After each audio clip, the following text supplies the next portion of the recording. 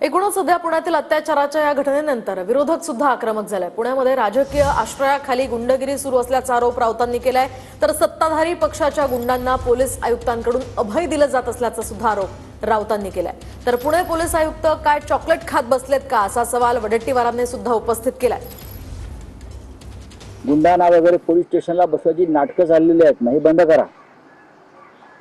पुण्याच्या हद्दीमध्ये सगळ्यात खंडणीखोरी, हप्तेबाजी पोलिसांची, त्यानंतर अपहरण, राजकीय आश्रयाखाली जे गुंडगिरी सुरू आहे त्याच्यामध्ये सत्ताधारी पक्षाचे जे आश्रयदाते आहेत त्यांना अभय आहे। सत्ताधारी पक्षाचे गुंड जात आहेत त्यांना पूर्ण अभय आयुक्तांचं। हो, पुण्यासारख्या एका शैक्षणिक नगरीमध्ये मुली सुरक्षित नाही तर मग पोलीस काय करताय? इथला पोलीस कमिशनर घेऊन गेलाय, तो काय करतोय? चॉकलेट खात बसलाय का तिथे पुण्यात? त्याला चॉकलेट खायसाठी पाठवलंय का इथल्या पोलीस अधीक्षकांना, पोलीस कमिशनरला, की हप्ते वसुलीसाठी पाठवलाय?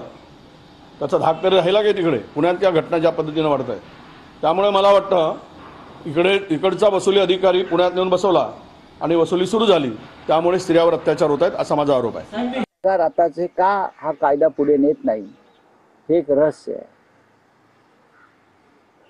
का आतमध्ये कोणी फिक्सर बसलेले आहेत हा कायदा येऊ नये म्हणून? शक्ती कायदा येऊ नये यासाठी कोणी फिक्सर बसलेले आहेत का? की शक्ती कायदा आल्यामुळे फडणवीस यांच्या मंत्रिमंडळात महिलांचे खून आणि अत्याचार करून जे लोक बसलेले आहेत, पूजा चव्हाण प्रकरणातले, त्यांच्यापर्यंत कायद्याचे हात पोचतील का म्हणून कोणाला भीती वाटते का हे पाहावं लागेल। खरं तर राज्यामध्ये गृह खात्याची आता रोजच इब्रत चाललेली आहे, वेशीवर टांगल्यासारखी परिस्थिती आहे। या सगळ्या घटना महाराष्ट्रामध्ये कायदा सुव्यवस्था नसल्यासारखी परिस्थिती झाली आहे। आम्ही मनामध्ये शक्ती कायद्याच्या संदर्भामध्ये मसुदा तयार केला होता।